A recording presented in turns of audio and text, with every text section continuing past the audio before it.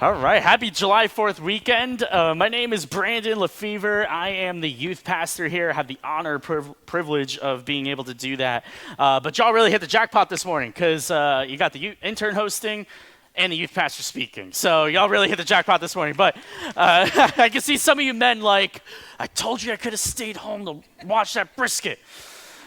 But if you do got brisket on, Logan and I aren't doing anything after service. So let us know. We'd be happy to indulge with you. But hey, props to you all for coming out this July 4th weekend. We're so glad you all are here. But I'm excited because I get to tell you, the first one to tell you, about one of our most favorite outreaches that we have, Kicks for Kids. The date is locked in Kicks for Kids. It's one of the ways that we care for our community and being for Sarasota. So our goal this year for Kicks for Kids is that we will be able to provide 75 kids with a brand new pair of shoes for this upcoming school year.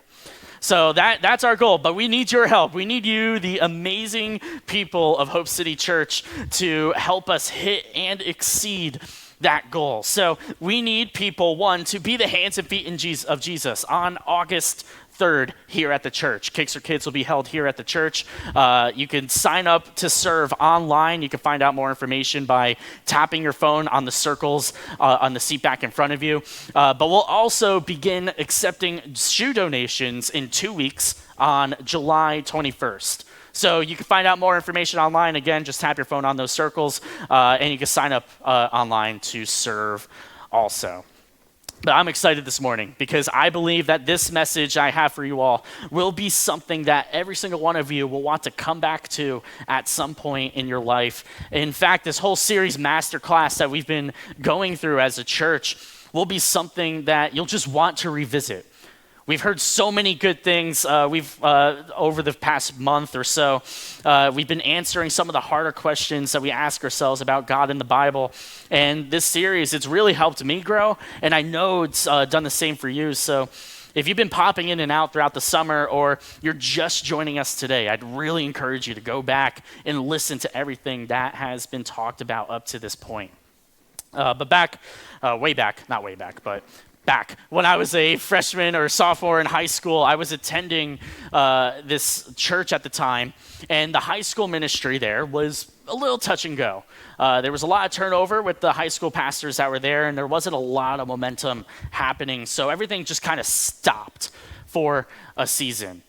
Now, though it could have been a sad moment, it actually raised up something that God put in the hearts of 5 young adults at the campus that I was attending. In fact, I still remember their names. Their names were Tommy, Tanya, James, Cynthia, and Jordan. And these 5 all came together, and they decided that they were going to start a high school small group. And they decided they were going to provide a place where high schoolers can connect, where they could be cared for, where they could grow in their faith with Jesus. And they found a place for us to meet. It worked out that a guy at our church owned this restaurant right down the street called the Franklin Steakhouse. It's in Nutley, New Jersey, for all my people that are from New Jersey. So we began meeting on Wednesdays in this upstairs ballroom. And the owner, he was awesome. He provided food for us. Because we all know the quickest way to someone's heart is through their stomach, right? So the group was great. The food helped. But the group was also really, really good. And we met like that for a little over a year until the high school ministry reestablished itself. But I'll always remember this time because looking back, I recognize that none of those 5 young adults had to be there. In fact, they weren't asked to be there. They all wanted to be there. And starting that group, that was their idea. They took the initiative to care for the generation behind them, even though nobody asked them to. See, I want you to take a moment and think to yourself, like, who are those people for you in your life? Like, who are the people who took the time to say, you matter?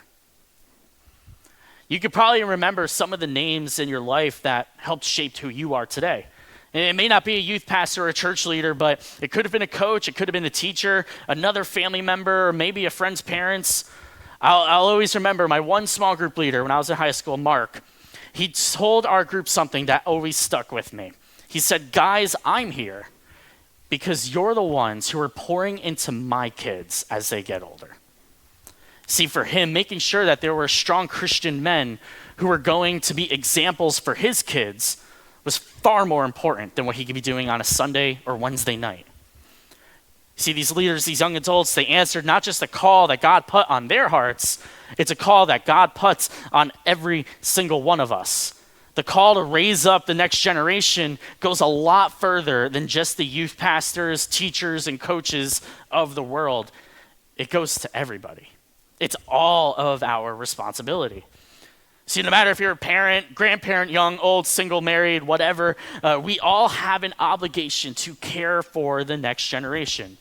See, here at Hope City, we say that we are for the next generation, which means that we engage the faith of every generation to instill faith in the next generation. And what I love about our church is that we're multi-generational.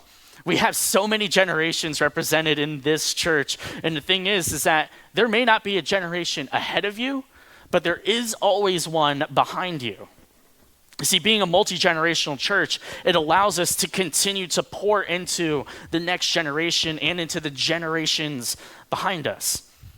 I got a question for you all. Who here knows the name of the current generation being born?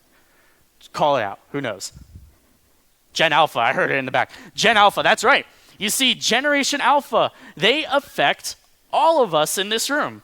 So here's what I mean. If you're a millennial, chances are your kids are Generation Alpha. That's most likely what they are. They're Gen Alpha. To all my Gen Z in the room, these kids are going to be influencing our kids. If you're in this room today and you're 14 years or younger, you're Generation Alpha. So here's the thing, y'all. This is a very special generation. They're expected to be the first generation to see the 22nd century, the year 2100. That's incredible. That's crazy. But this generation has also faced many challenges already and are facing many major ones. Like, for example, we all experienced the pandemic. All of us in this room, we experienced it. But Generation Alpha, they were raised in the pandemic. And chances are, because of that and things like social media, we're seeing rates of depression and anxiety like we've never seen before. And unfortunately, Generation Alpha is expected to have the lowest percentage of Christians in history. That's digging a deeper hole into a post-Christian world here in America. But there is good news. Many experts, Christian and non-Christian, are in agreement that Generation Alpha has the potential to impact the world like we've never seen before. And signs are already pointing towards this, that this is a generation, one of the most caring generations in a long time. In fact, this generation is going to be incredibly innovative, as it's estimated that 2/3 of the jobs they will be working don't even exist yet. So here's the thing. It's our duty to tap into the potential that's being seen by many. And as Christians, it begs the question, how do we disciple the next generation?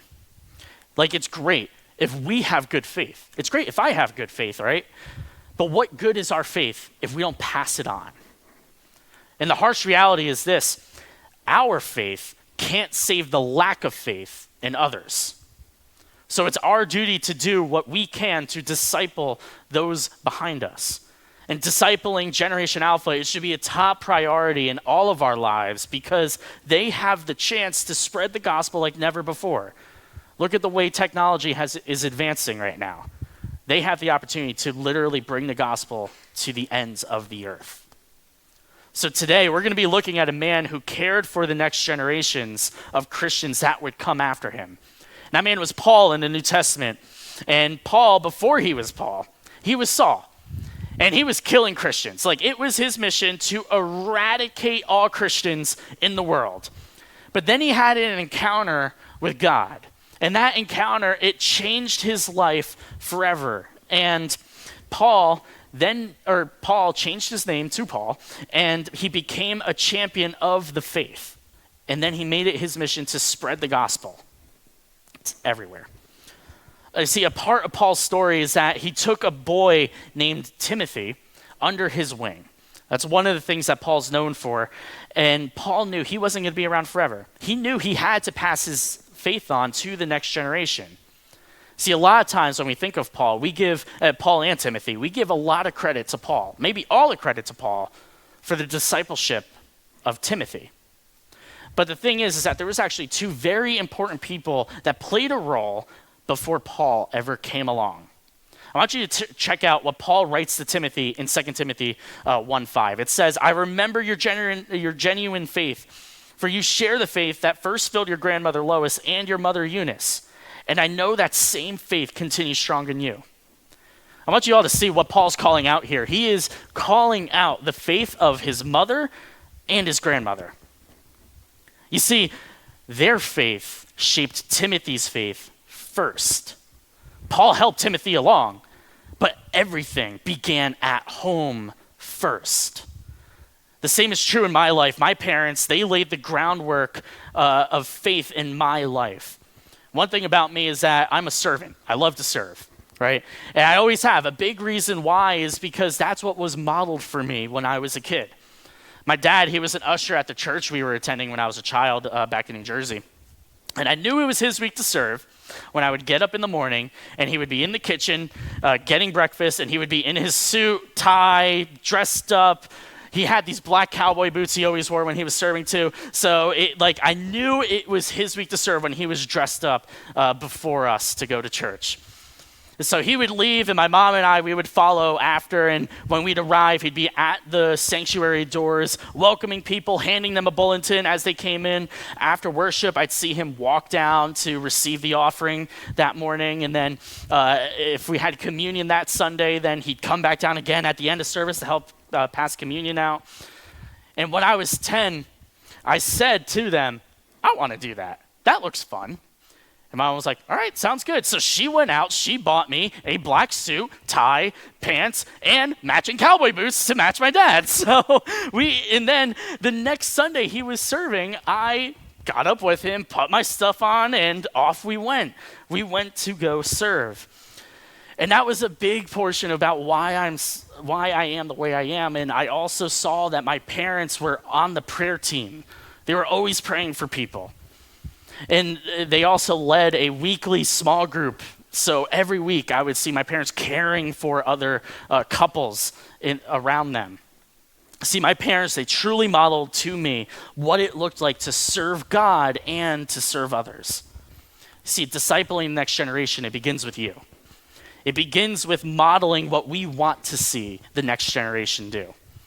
Like, we can't say, I want you to serve, or I want you to pray. I want you to read your Bible. I want you to prioritize church. Because the truth is, if your kids never see you doing those things, they're never going to do it for themselves. If we're really honest, seeing you do it is the minimum of what should be happening. Like, we should be living out our faith with the next generation beside us the same way Timothy's mom, his grandmother, and Paul did. Because to instill your faith into the generations behind you, they need to see you live your faith.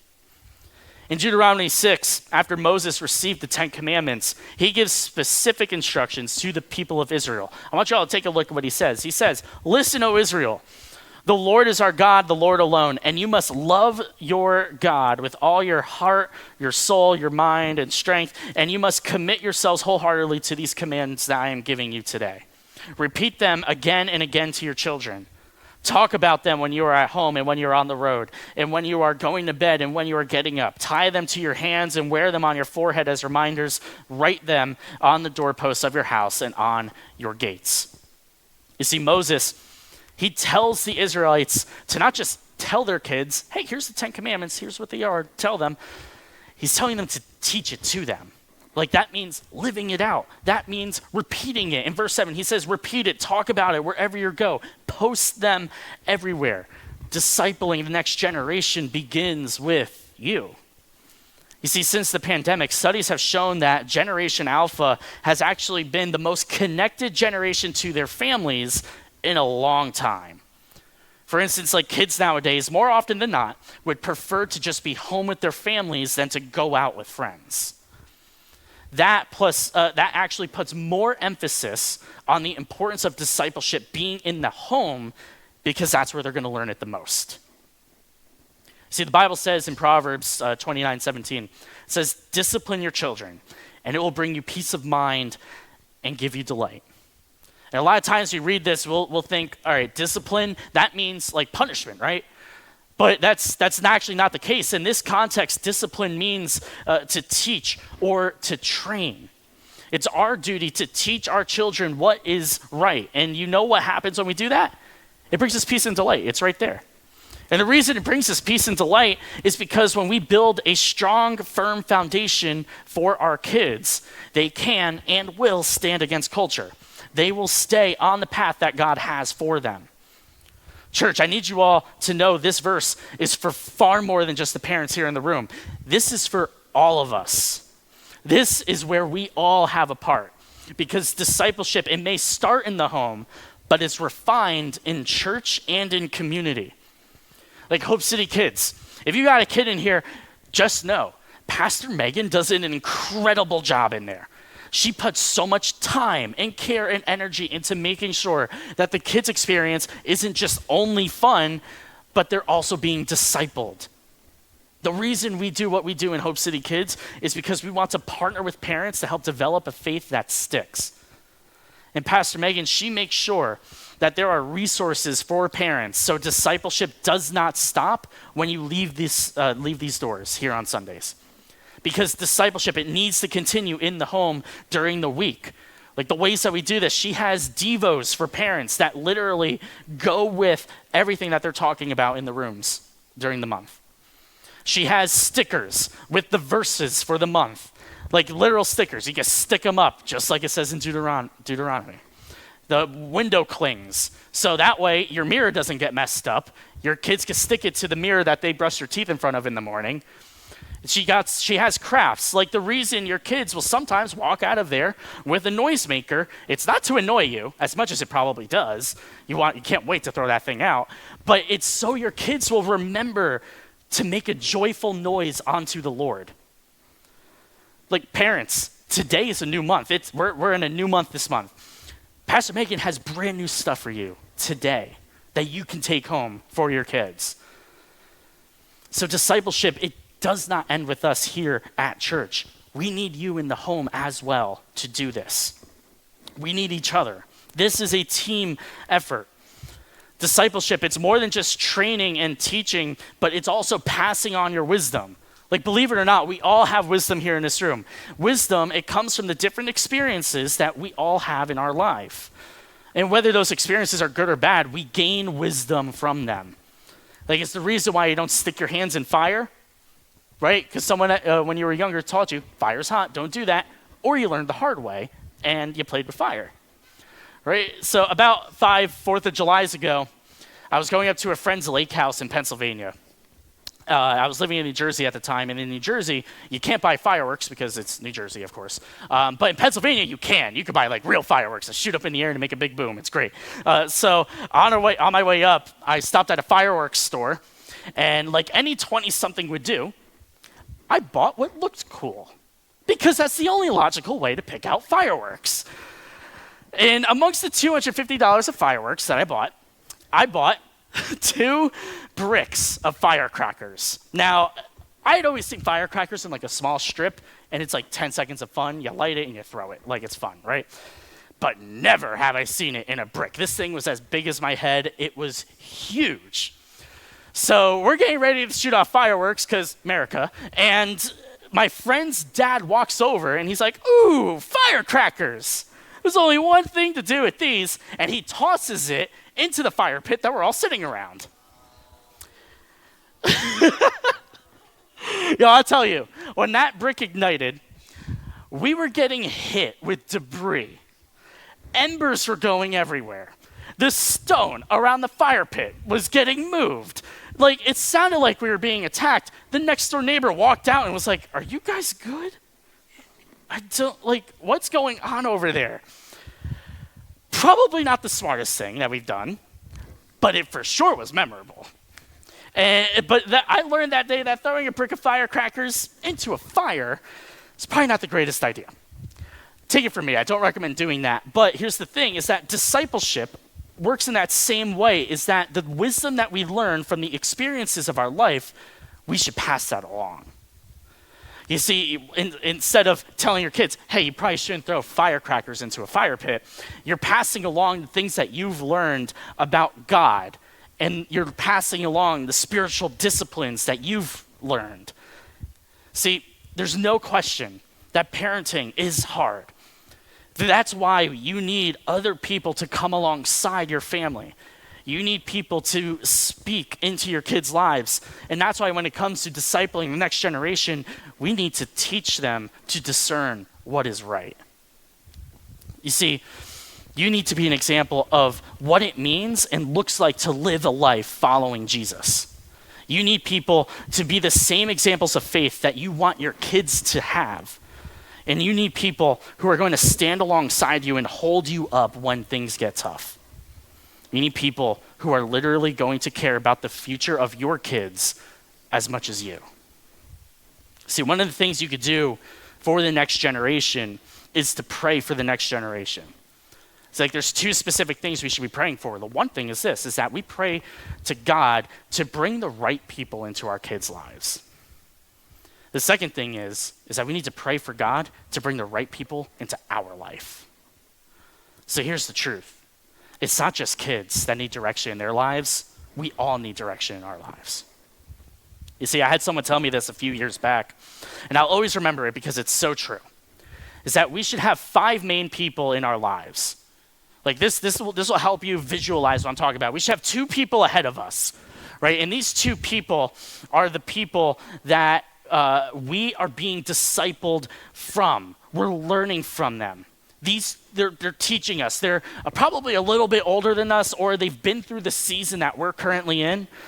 Essentially, we're looking at them as our Paul, and we're their Timothy. What we should also have is 2 people next to us. And this means that we have 2 people that we're doing life with. They're in the same season as us. We love each other. We care for each other. We're going to figure this out together. We may not know what we're doing, but we're going to fail together, and that is okay. We're going to pray with each other. We're going to encourage one another. You want 2 people next to you that are doing life with you. But what we also need, every single one of us in this room, is that we need to identify one person behind us. And this one person is the person that you are training up, the person that you're pouring into, the person that you care so much about. You're looking at this and you're saying, I'm this person's Paul, and they're my Timothy. I want you all to think about this for a minute. It doesn't matter how young or how old you are. Think about this. Who are your 5? Like, if you can't recognize all 5 or any 5, like, my encouragement is pray for God to put some names on your heart and to bring these people into your life. But here's a fact. There's a good chance that God probably has these people in your life already. You've just failed to realize it. See, if you have kids or grandkids, pray for God to bring these people, your kids' 5, into their life.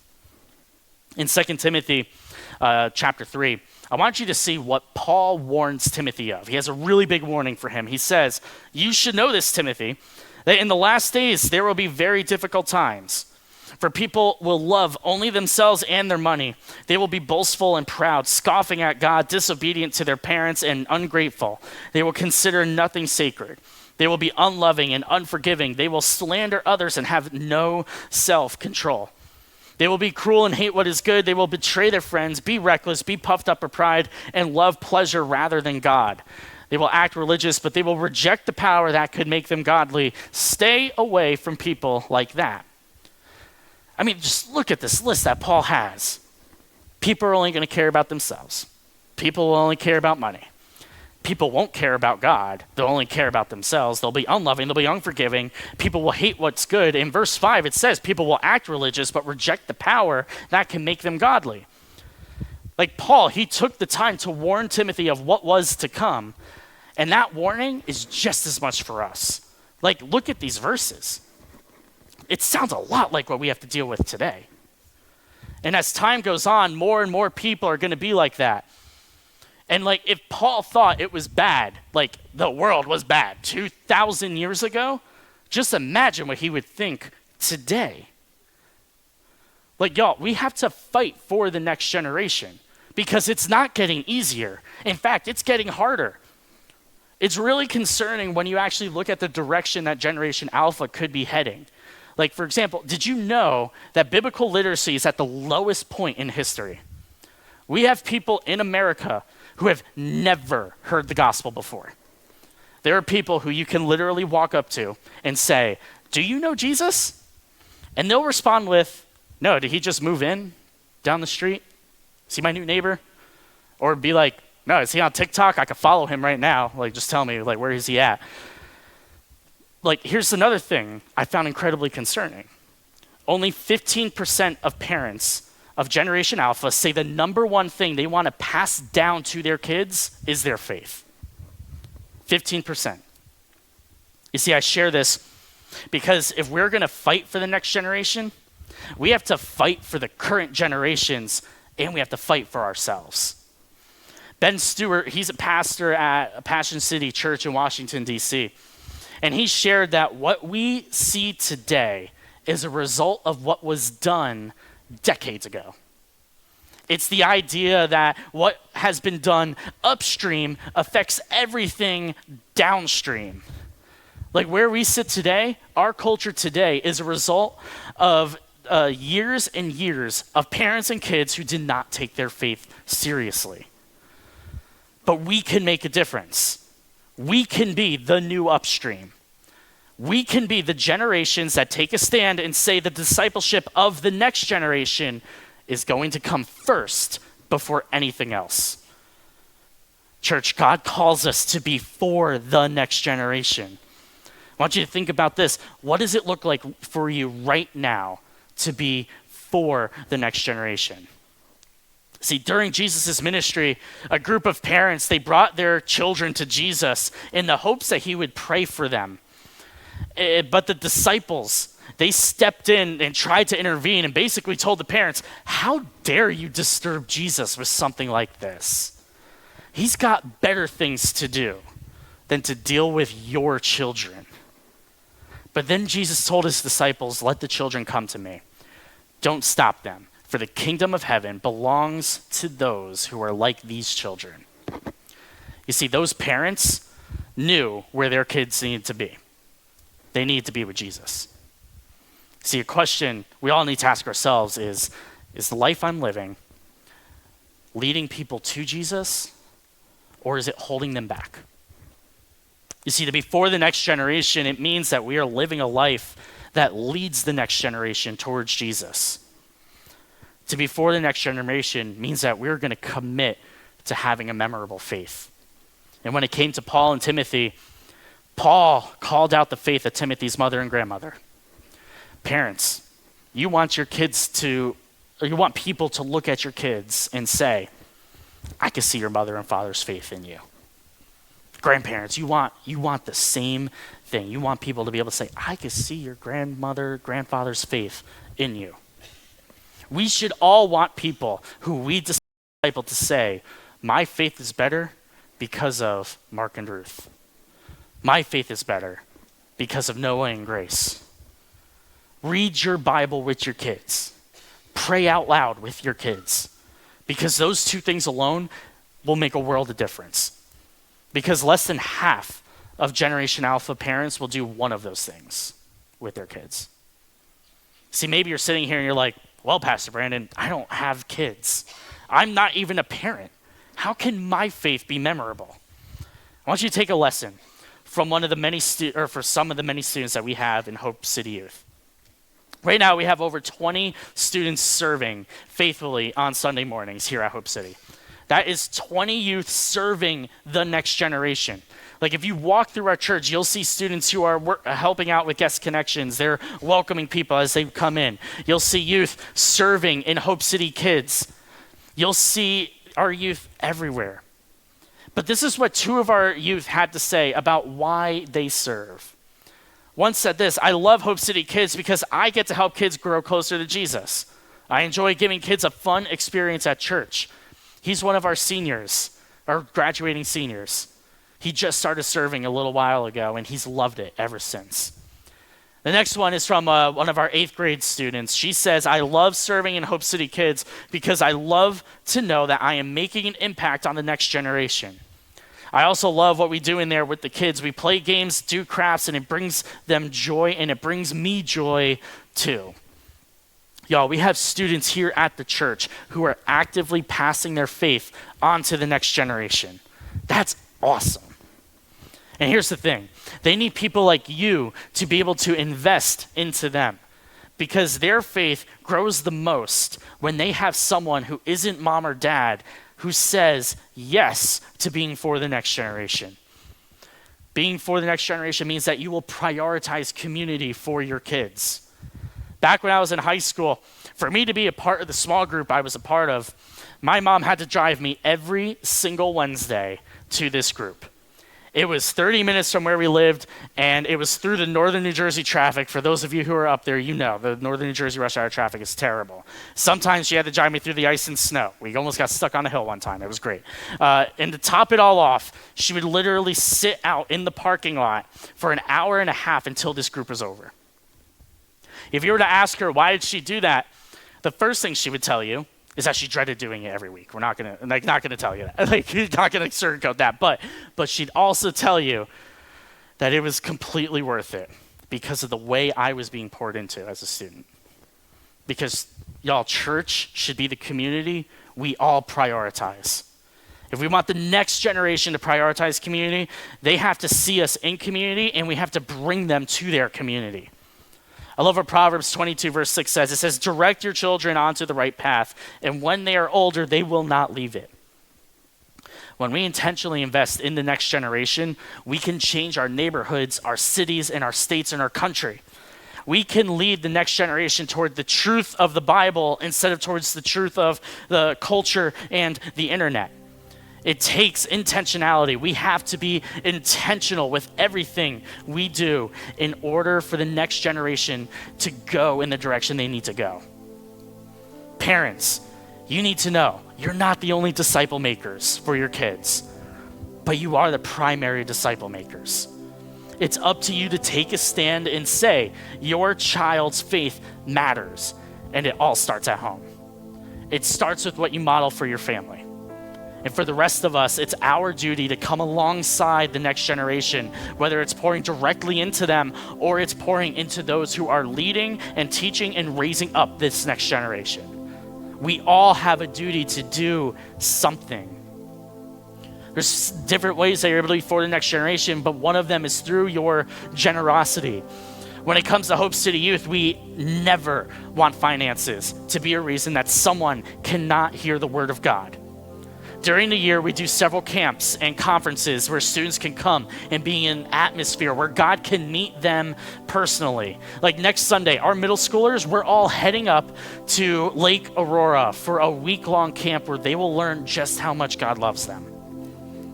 At the end of this month, we're bringing our Youth to 12 conference where students will be equipped to make a difference in the world around them.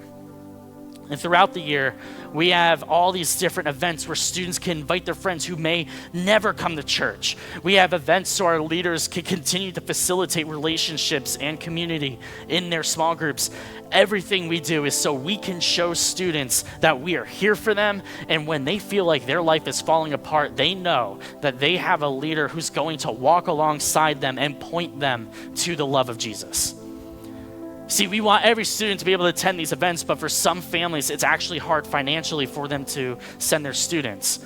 I want you to know that your investment in our church and in our ministry is more than just sending a student to a fun event. It's an investment into their faith. It's an investment into God calling them into something greater. It's an investment into the next generation. You're able to give directly to Hope City Youth by going to our giving page online. And when you click the drop down, you'll see a selection for Hope City Youth. And everything that's actually given directly to that, it goes into a fund where we hold money to be able to scholarship students to different events. See, discipling the next generation, it can seem like a daunting task, but it's not something to be shouldered alone. It's something that every single one of us in this room shoulders. We all have the responsibility to disciple this next generation. And maybe for you, it's saying yes to serving in Hope City Youth or Hope City Kids. Like, we have middle schoolers and high schoolers that need leaders. They need people to look up to and follow. They need people who are willing to have fun. They need people who are willing to tell them the hard things. We need people in Hope City Kids. We need people that are willing to help build the foundation of kids' lives. If you didn't know this, we're not just babysitting back there for an hour. We're truly helping kids develop a faith that sticks. You may not be able to serve or want to serve, but you can fund it because you know it's important and you want to equip others to be able to do the works of the ministry. Pastor Peter has said this before, that God sets the vision and we set the pace. Your generosity sets the pace for ministry to happen. See, my prayer is this, is that when we all leave this room, we'll look around and we'll not just see people who are older or younger than us. We'll see people who we are for. And we'll see people who are for us, because discipleship is every generation's responsibility.